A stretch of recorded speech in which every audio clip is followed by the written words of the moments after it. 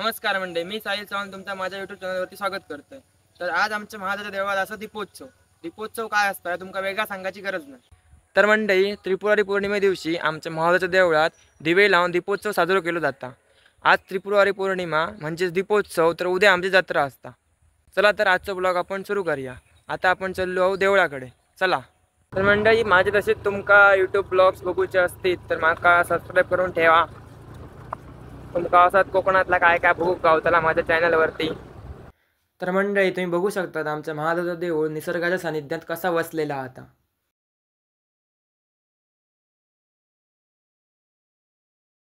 उद्या परत महादेवाची जत्रा, त्यामुळे आजपासूनच जत्रेची दुकानं लागाक सुरू झालेली आहेत। देवळात दिलं, देवाच्या पाया पडलं, महादेवाक प्रदक्षिणा घातलं, सावदाच्या देवळात गेलं, सावदाच्या देवळाच्या पाया पडलो आणि लगेच आम्ही वाती तयार करूच्या कामाक लागलो।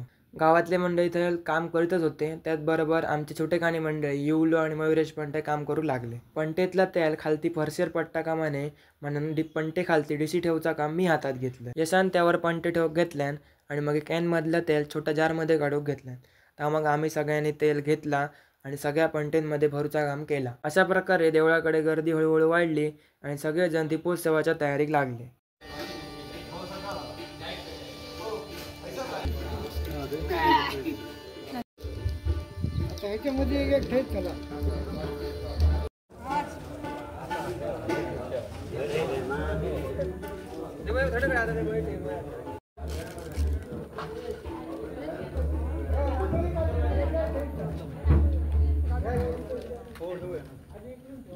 खुशीन रांगोळी काढूचं काम हातात घेतल्यानंतर बाकीच्या गाववाल्यांनी पंटे पुसान त्यामध्ये वाती जोडूचं काम हातात घेतल्याने।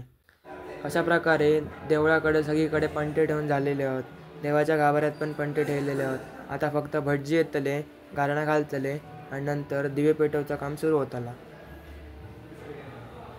तर मंडळी, तुम्ही बघू शकतात सगळ्यांनी आता आपापल्या हातात काकडे घेतले आणि दिवे पेटूक सुरुवात केलेली असा आणि मृदुंगवाणीचा कार्यक्रम पण थोड्याच वेळात सुरू होतला।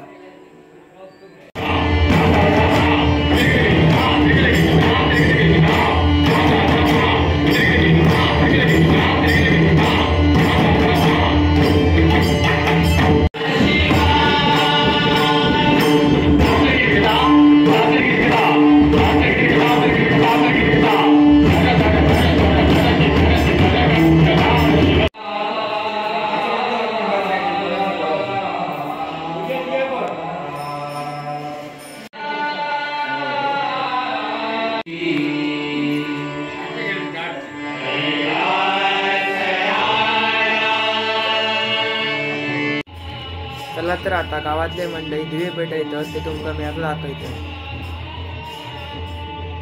संगीत विशारद कापडमध्ये झालेले एक कोणती पेटस या ठिकाणी त्यांच्या प्रथम अभिनंदन करतो। त्यांनी या ठिकाणी कार्यक्रमाचे आयोजन केले।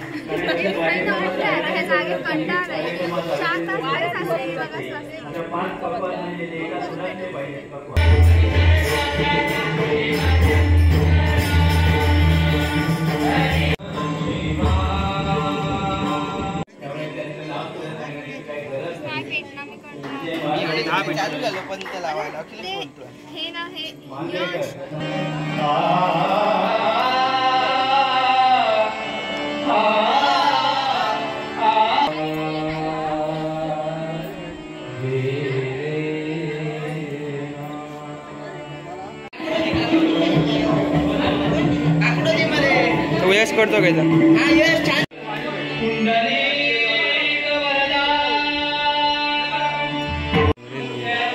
जमतली रे।